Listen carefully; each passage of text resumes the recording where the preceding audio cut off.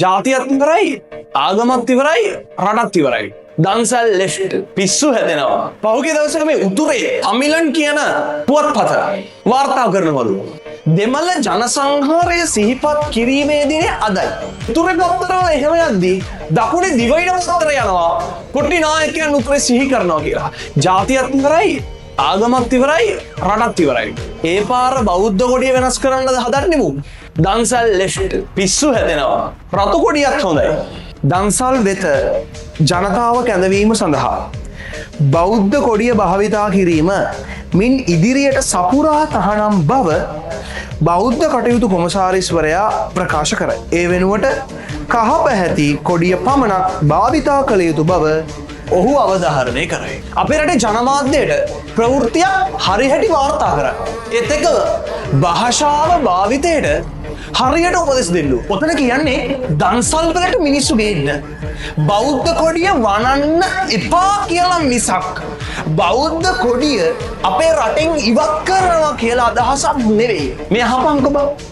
මුලින්ම අපේ රටේ ජනමාධ්‍යවලට ප්‍රවෘත්ති වාර්තා කිරීම සම්බන්ධයෙන් භාෂාව භාවිතාව සම්බන්ධයෙන් උපදෙස් දීලා හරිහැටි නියාමනයක් ගේන්න. ගොඩක් වෙලාවට ඔය අලුත් ආණ්ඩු ගේන්න තියෙන ආණ්ඩුව ගෙදර යවන්න. ආණ්ඩුව පිළිබඳව හෝ විපක්ෂය පිළිබඳව ජනතාවට නිවැරදි හෝ වැරදි මතයක් ජනගත කරන්න මාධ්‍යයකට පුළුවන්. දැන් අර ප්‍රවෘත්තිය බෞද්ධ කටයුතු කොමසාරිස්වරයා ගේන්නේ බෞද්ධ කොඩිය අවභාවිතාවක් සිද්ධ වෙනවා දන්සල් වල. අනේ ඒක නවත්තන්න තමයි කහ කොඩිය භාවිතා කරන්න කියලා කියන්නේ. මේක බාරගත්තේ කොහොමද මාධ්‍යවේදී? ජනමාධ්‍ය බාරගත්තේ බෞද්ධ කොඩිය තහනම්. ඊට පස්සේ සමාජය තුළ ඉන්න මිනිස්සු එක කතන්දර කියන්න ගත්තා. බුද්ධ ආගම ඉවරයි, මේ ආණ්ඩුව ඇවිල්ලා ජාති විරෝධී වැඩ කරනවා, ආණ්ඩුව වැඩක් නැහැ. ඔහොම කතන්දර. මාධ්‍ය භාවිතය ඇත්තටම රටක අපක්ෂපාතී විය යුතුයි. ආණ්ඩුවකට කඩේ යනව නෙවෙයි. ගොඩක් වෙලාවට මේ ආණ්ඩුවේ අපි අකමැති වෙන තැන් තියෙනවා. ඒ වගේම කැමති තැනුත් තියෙනවා. හැබැයි ජනමාධ්‍ය වෙන්න ඕනේ ජනතාවට නිවැරදි තොරතුරු ගෙනියන එක. දැන් 1880 ගණන් වල බෞද්ධ පුනරුද ව්‍යාපාරයත් එක්ක හෙන්රි ශ්‍රී ලෝල්කට් තුමා පරම විඥානාර්ථ බෞද්ධ සමිතියත් එක්ක අපි ඉගෙන ගත්ත මේ පරම විඥානාර්ථ බෞද්ධ සමිතියත් එක්ක එකතු වෙලා තමයි මේ බෞද්ධ කොඩිය නිර්මාණය කරන්නේ. ඊට පස්සේ ජාත්‍යන්තර රටවල් වල බෞද්ධ ආගම තියෙන රටවල් වල අනුමැතිය ඒගොල්ලන්ටත් පෙන්නලා ඒගොල්ලන්ගේ රටවල් වලටත් භාවිතා කරන්න පුළුවන් විදිහට තමයි බෞද්ධ කොඩිය හදලා බෞද්ධ පුනරුදයක් ඒ කාලේ සිද්ධ කරේ.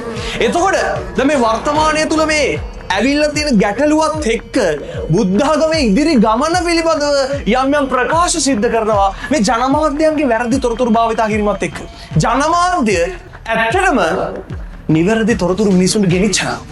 අපේ රටේ මිනිස්සුන්ගේ දේශපාලන සංස්කෘතිය, දේශපාලන හැඩගැසීම තව වෙනස් වෙන්න පුළුවන්. ඒත් එක්කම දේශපාලකයන් හැඩගැසීමත් වෙනස් වෙන්න පුළුවන්. උදාහරණයක් විදිහට ගත්තොත් පහුගිය දවසක මේ උතුරේ අමිලන් කියන පුවත්පත මෙන්න මෙහෙම නිවුස් එකක් වාර්තා කරනවලු. දෙමළ ජනසංහාරය සිහිපත් කිරීමේදීනේ අදයි. අද උදේ 10:30ට ලොකේෂන් එකක් දාලා එතනට එන්න මියගිය දෙමළ වැසියන් සිහි කිරීම සඳහා දෙමළ විරුවන් සිහි කිරීම සඳහා එන්න තමිලන් කියන පුවත්පතේ ප්‍රවෘත්තිය. එතකම උතුරේ පත්තරවල එහෙම යද්දී දකුණේ දිවයින පත්තර යනවා. උතුරේ කොටි සැමරුම් උත්සව තියෙනවා. කොටි නායකයන් උතුරේ සිහි කරනවා කියලා. එතකොට දෙමළ කට්ටිය උතුරේ ඒ සැමරීම සිද්ධ කරනවා එන්න කියලා දෙමළ වාර්තාකරණයක් වෙනවා උතුරේ. එතකම දකුණේ දිවයින පත්තරේ සිංහල මිනිස්සු උතුරේ යන්න එහෙම එකක් විරුද්ධව යනවා කියලා දෙපැත්තෙන් අවුලනවා. ඇයි ඇත්තටම ජනමාධ්‍ය මෙන්න මෙහෙම මිනිසුන් අවුලන්නේ? නිකම්බරුවට ජාතිවාදී අවුස්සලා මාළුවෙන් මාළුවට දේශපාලකයට කඩේ යන සංස්කෘතිය නැවැත්තුවනම් අපේ රටේ අපක්ෂපාතී ස්වාධීන මාධ්‍යයක් හැදේ. ඉතින් අපි ඉදිරියේදී මාධ්‍ය භාවිතා කරද්දී උඹලා ළමයි විදිහට තේරුම් ගනින් මොලේ ඇතුව හරියට අවබෝධාත්මකව බලන්න. වැරදි නිවුස් වලට අහු වෙන්න එපා. ඒත් එකම ආණ්ඩුවට පුරවන්න ජනමාධ්‍ය වාරණය කරන්න පැහැදිලි නියාමනයන් ටිකක් ගේන්න. ජනමාධ්‍ය භාවිතා පිළිබඳ වාරණය කරන්න පැහැදිලි නියාමනයන් ටිකක් ගේන්න. ඒක රටේ ඉදිරි ගමනට රටේ ඉදිරි හැඩගැස්මට මාර විදිය වැදගත් දෙයක් වෙයි.